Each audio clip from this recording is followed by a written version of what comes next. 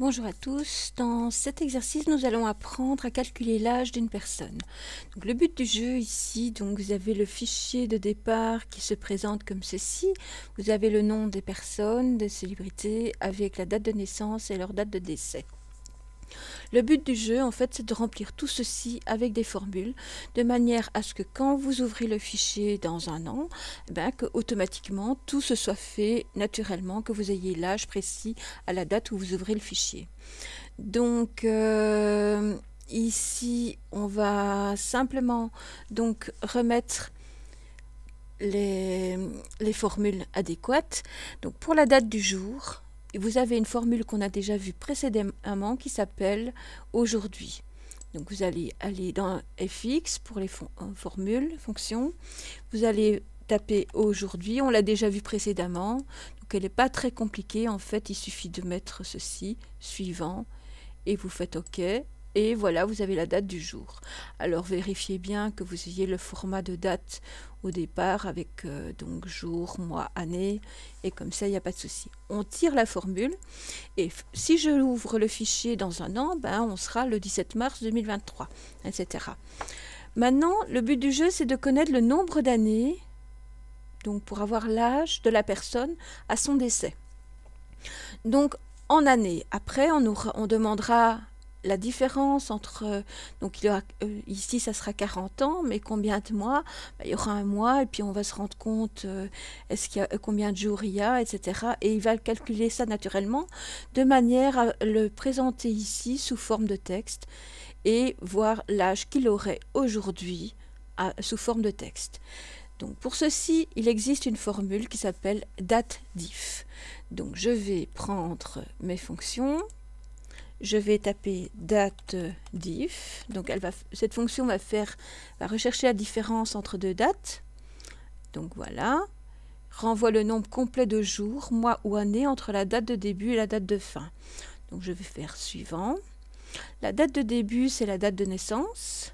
La date de fin, c'est la date du décès. Alors dans l'intervalle, ce qu'on va mettre, c'est le format de ce qu'on souhaite obtenir. Est-ce qu'on souhaite avoir le nombre de jours, le nombre de mois, le nombre d'années, ou alors le nombre de jours après autant d'années, etc.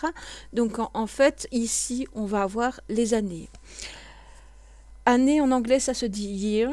Et year, en fait, l'année est représentée en anglais sous forme de Y. Donc ici, nous allons mettre les guillemets, parce qu'on va passer en mode texte, Y, et puis à nouveau les guillemets. Et regardez, il va bien mettre 40, je fais OK, et j'ai bien, John Lennon est décédé à 40 ans. Je vais tirer la formule.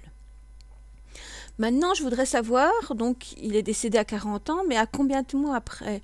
Donc là, on va voir que c'est après un mois, etc. Et après, combien de jours? Donc, on va refaire cette même formule.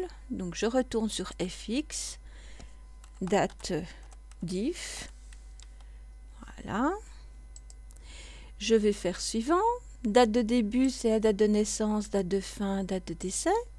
L'intervalle ici, si je mets mois, donc months en anglais, donc je vais mettre mes guillemets pour l'option texte, puis le M pour le mois et le M du mois, de months en anglais. Vous allez voir ce que ça va donner. Ici, on voit déjà le résultat, c'est 481. C'est pas ce qui m'intéresse, c'est pas de savoir le nombre de mois qu'il a vécu, c'est le nombre de mois après les 40 ans, pour avoir après le décompte exact. Donc je vais reprendre ma formule et en fait il suffit de mettre un Y devant, comme ça naturellement il va décompter les années pour garder que les mois restants.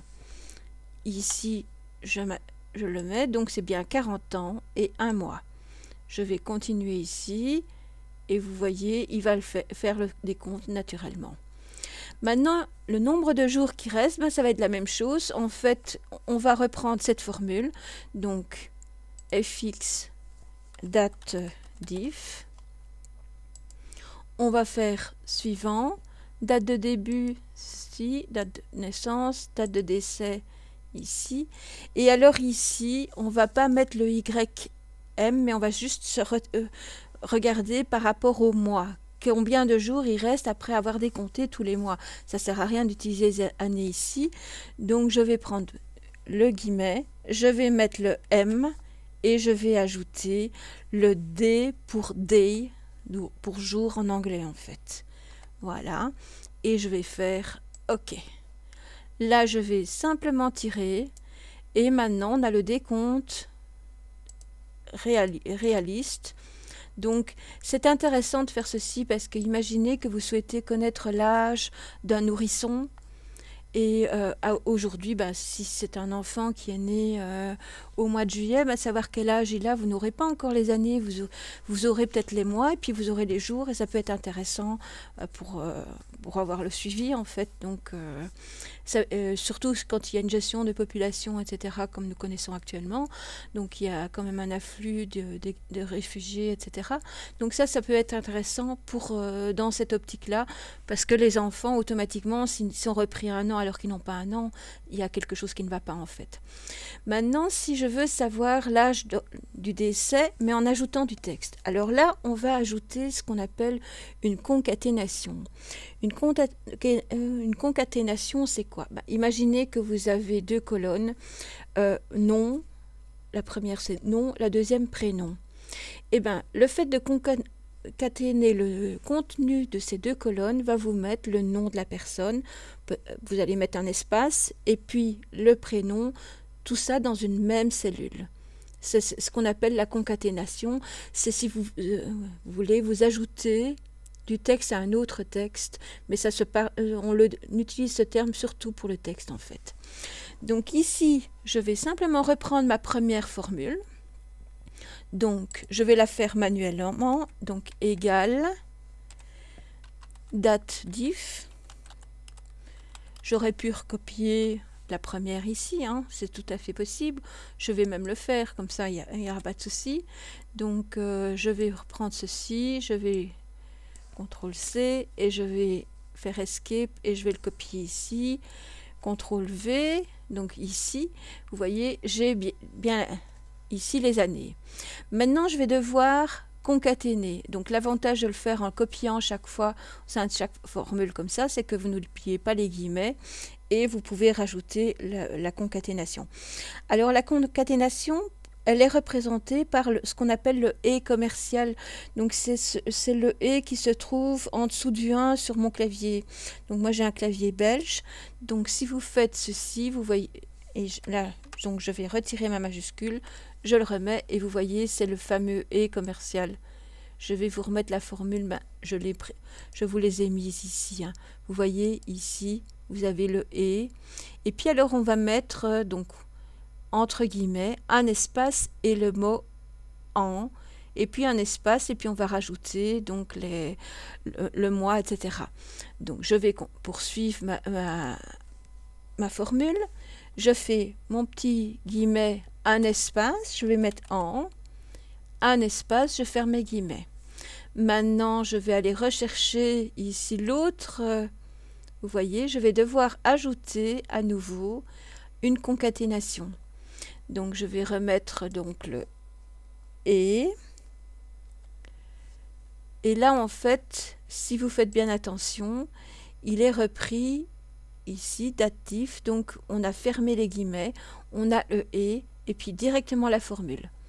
Donc, date.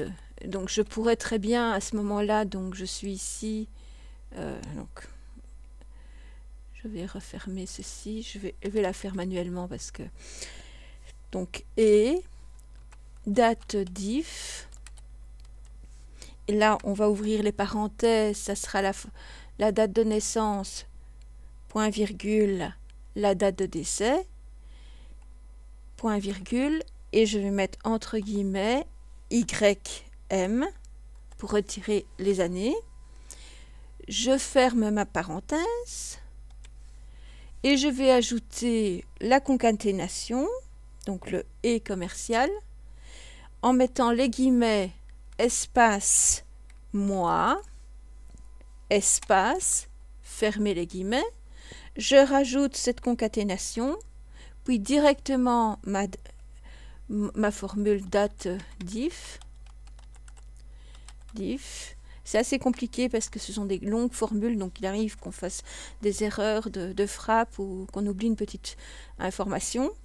Maintenant, je vais reprendre date de naissance, point virgule, date de décès, point virgule, et là je vais mettre entre guillemets M pour les mois, on va retirer les mois, le D pour garder les jours. Je ferme la parenthèse. Je vais simplement rajouter le et commercial et je vais ajouter des guillemets, espace, jour. Fermer les guillemets. Voilà.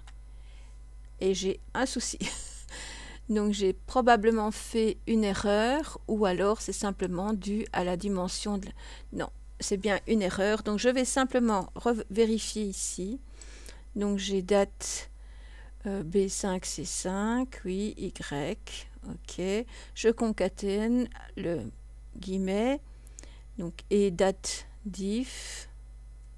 Oui, voilà, l'erreur elle est là en fait. Date diff et normalement j'avais écrit date fit, donc il y a date fif en plus. Voilà, donc vous voyez, faites bien attention de bien vérifier l'orthographe.